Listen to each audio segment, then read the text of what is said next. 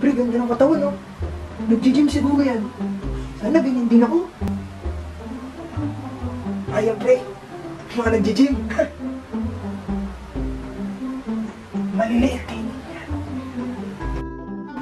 Ayan, kung makikita natin, talagang madalas natin tong marinig sa mga sabi-sabi, sa mga kuro-kuro, at ito yung tinatawag nating mere exposure effect.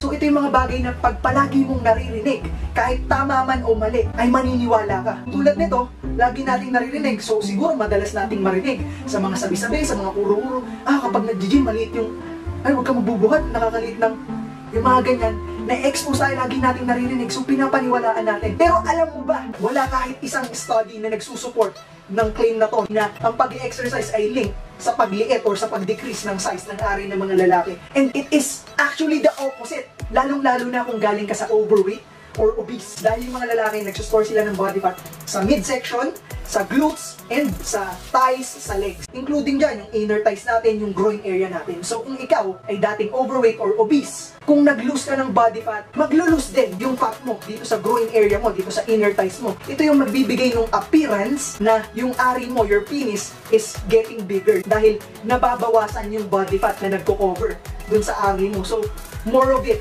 is now exposed. And ito, supported to nung isa sa mga pinaka-favorite kong fitness influencer. Ang pangalan niya ay Obese to Beast. So dati siyang obese, ngayon beast na siya, talagang fitness inspiration na siya ng napakarami. So nakinig ako nung isa sa mga podcast niya, tinatanong din sa kanya itong tanong na to. Lumaki ba yung penis mo, yung ari mo nung naging fit ka na? Ito yung sagot niya. Nung obese siya, hindi nakita yung ari niya, hindi nakita yung penis niya, lalong-lalo na kung walang blood flow doon. So sa madaling sabi, kung hindi pa matigas, hindi niya na nakikita yung ari niya. Pero ngayon, fit na siya, okay na.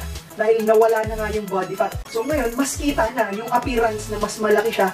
Kinonfirm niya, no? Na totoo yun. So, itong Pinoy Fitness Myth natin for today, pwede nating sabihin busted or hindi totoo na ang pag-workout, ang pag-gym ay nakakaliit ng ari. So yun lang. Maraming salamat sa panonood.